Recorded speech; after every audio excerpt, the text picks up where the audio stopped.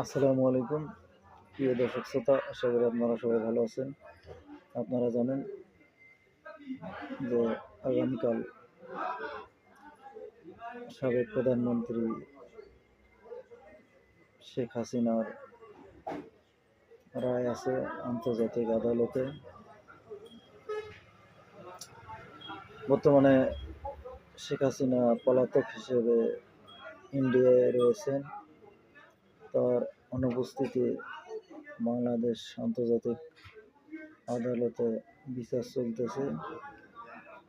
মানবতা বিরোধী অপরাধ বা খুন বিভিন্ন অভিযোগ নিয়ে তার একাধিক মামলা চলছে।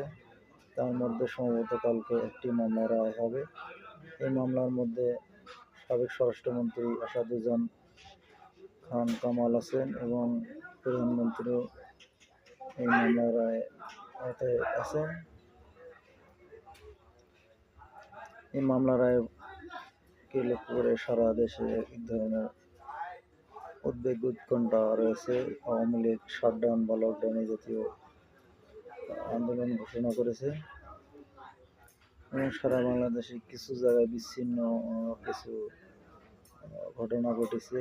ককটেল বিস্ফোরণ ঢাকায় ঘটিয়েছে এবং আপনার ফরিদপুরে গাছের গুড়ি বা গাছ কেটে রাস্তা অবরোধ করেছিল।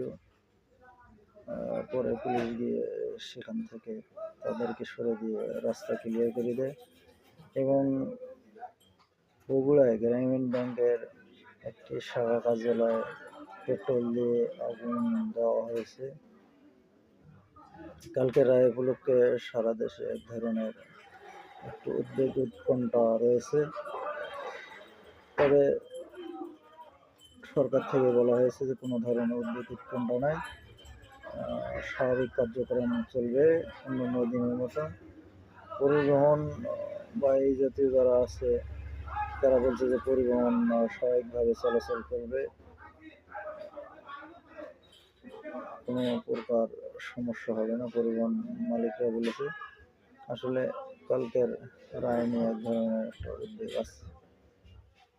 তারপরে দেখা যাক কালকে কী হয়। তবে সম্ভবত শেখ হাসিনার কালকে রায়ে কিছু সংগঠন ফাঁসি চেয়েছে, যেমন বিএনপি, জাতীয়তাবাদী আইনজীবী দল এবং ঢাকা বিশ্ববিদ্যালয়ে কিছু ছাত্র সংগঠন শেখ হাসিনার ফাঁসি চেয়ে আন্দোলন করেছে, মিছিল করেছে। এখন কালকে রায় বেরিয়ে যাবে আসলে শেখ হাসিনার ফাঁসি রায় হওয়ার সম্ভাবনা কতটুকু।